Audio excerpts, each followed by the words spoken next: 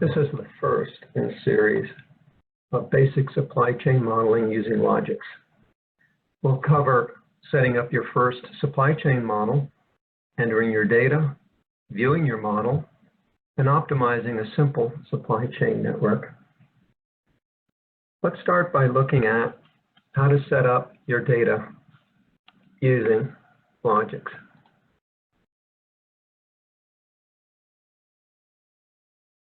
You'll usually use Excel, comma-separated variable CSV files to import your data into Logix. In this very simple model, we'll start with just customer demand. And the templates and formats in the Logix data conversion that come with the model show you how we've set up this very simple model using demand represented by population under this column here, quantity A, for each of the states in the United States. So we really only have 48 demand points in this very simple model. Each of the demand points are centered in various cities throughout the country. And here's a basic format, including the quantity, basic count, how many shipments this quantity represented, and how many square feet or cubic feet were represented by this quantity. Now again, in this very simple model, we're only going to use demand data. So we're going to kick off a Logix session by simply using a new project in this case. And we'll import our data using the data wizard, customer demand data,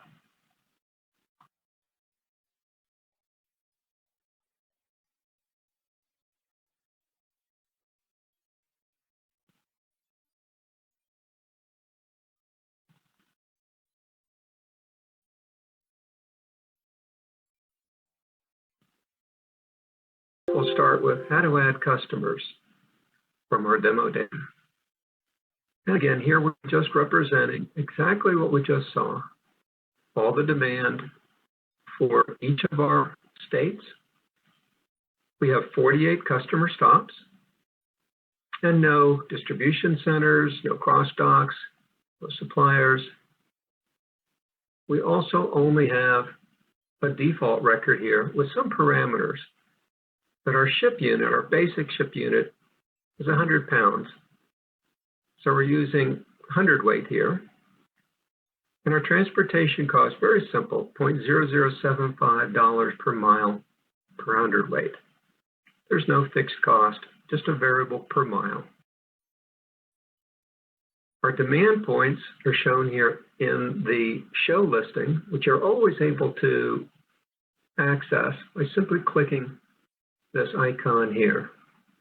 All of the icons are available if you press home, and subsets of those icons are available under each one of these major headings.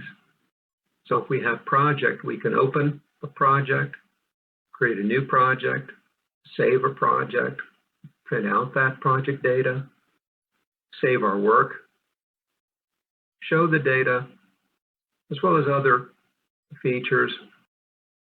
Editing, we can add a site, delete a site, save a site, many other options there as well. Under data, we can import our data, which we've already done in this particular case. We can view maps. We can access various reports. So all of these capabilities are available from the pull-down menu, as well as many of them are available with these icons.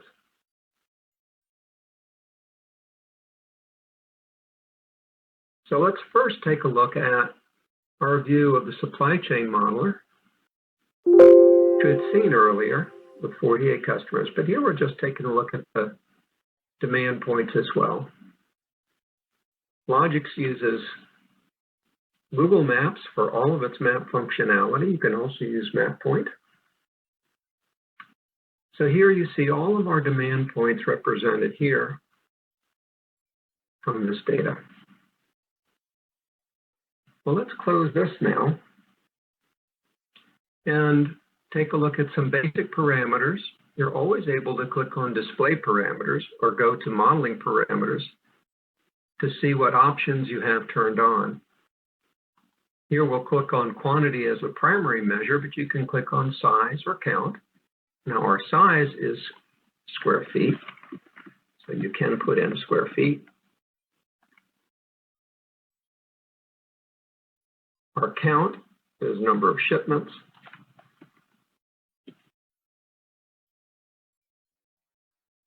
We're going to take a look at detailed data, and we want to display distance instead of time in this case. And there are a lot of parameters that we can turn on and off, whether in network optimization or a transportation optimizer, rates and distances, geocoding.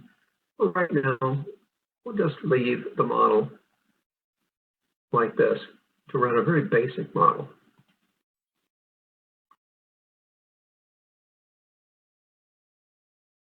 Once we have all of our data,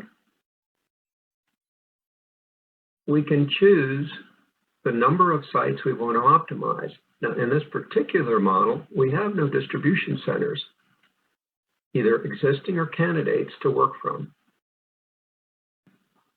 So what we want to do is to turn on greenfield optimization. So we've turned on our greenfield option, which allows us to model and select distribution centers in greenfield mode. In other words, we don't have to have any candidates available to us at all. And if we want to set the number of sites at 1 and use the supply chain network optimization, we can optimize one distribution center that will serve our entire set of data here. So Bloomington, Indiana, approximately 92 miles south of Lafayette, Indiana, is the optimal location to serve all of these sites at the lowest cost. It's made up of transportation costs, warehouse costs, and product costs, where warehouse costs could be fixed cost for the single facility, as well as per square foot costs, variable per square foot costs associated with the square feet that are required for this distribution center.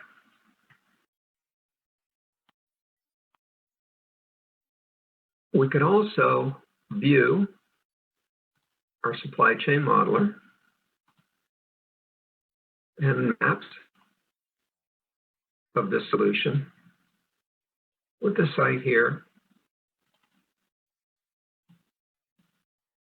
centered in Bloomington, Indiana. Now, one of the things that Logix does is it will select the exact location by city. It'll tell you how far it is from any point in your data. Lafayette, Indiana happens to be one of our data points in our data, so it knows we know where it is.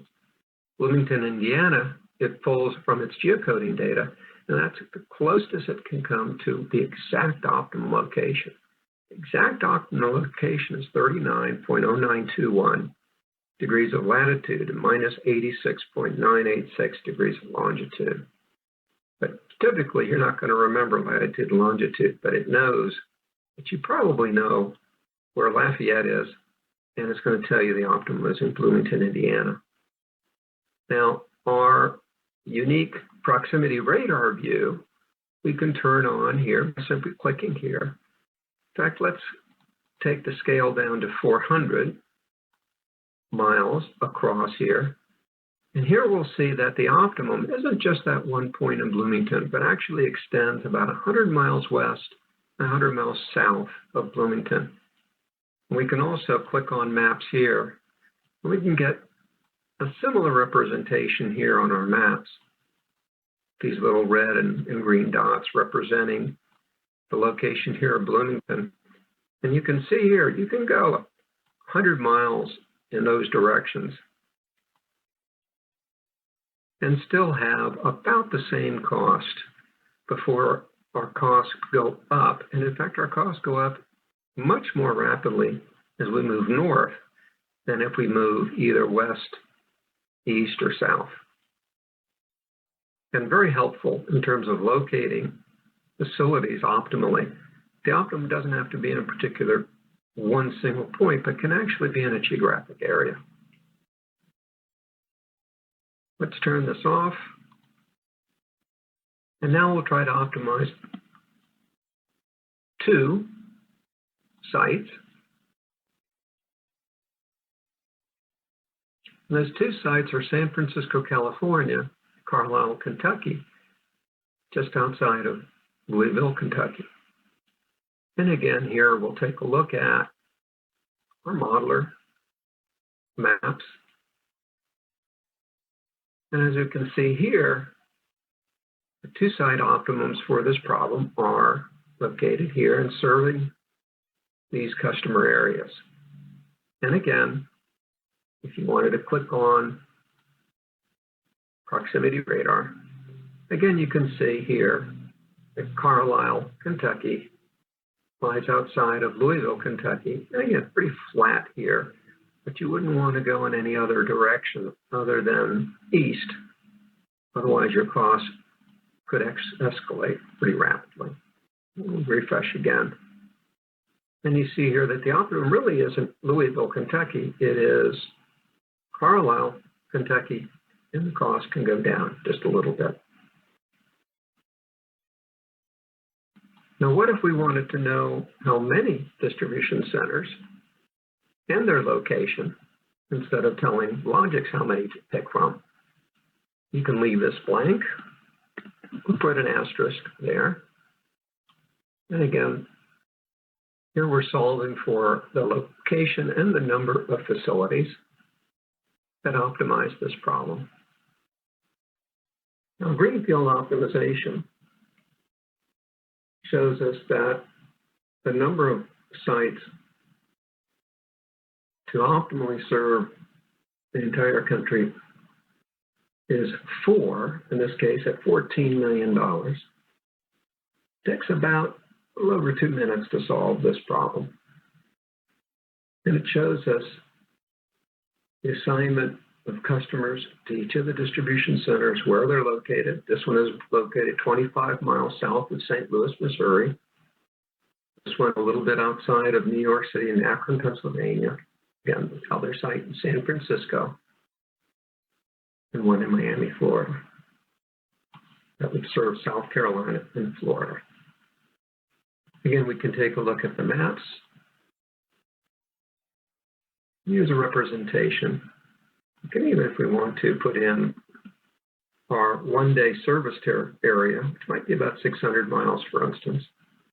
Refresh our maps. And it shows us here what the 600-mile radius from each one of these locations is. So you can imagine this is probably about as far as you could go in terms of service within one day. And these will probably service in 2 days. You can turn on analytics and click here, and we can see that our one-day service, about 79% of our customers can be served in 1 day, 21% can be served in 1 to 2 days, nothing over 2 days. You can also take a look at charts here, and metrics which show us total cost, each of the facilities, and their quantity and total cost, cost per unit, cost per square foot for each of the facilities, the size of each facility, service metrics, what the average weighted distance is for each one of them, average time to serve customers in each one of these areas, and the capacity utilization for each one of the facilities. These are just some of the metrics that are available to you. In the end here, you can always view summary data, which shows you each one of the sites, the quantity, the size of the facility, the outbound cost, warehouse product cost, and the total cost. There is no inbound. We have no suppliers in this case. And you can save this so you can take a look at it at any time. Detail model results show you all the details that we were just taking a look at, including all of the customers that are served by each of the facilities. And again, you can save that solution as well. And lastly, you can export the model solution for this particular distribution model so that you can manipulate it in Excel or any other report writer that you choose.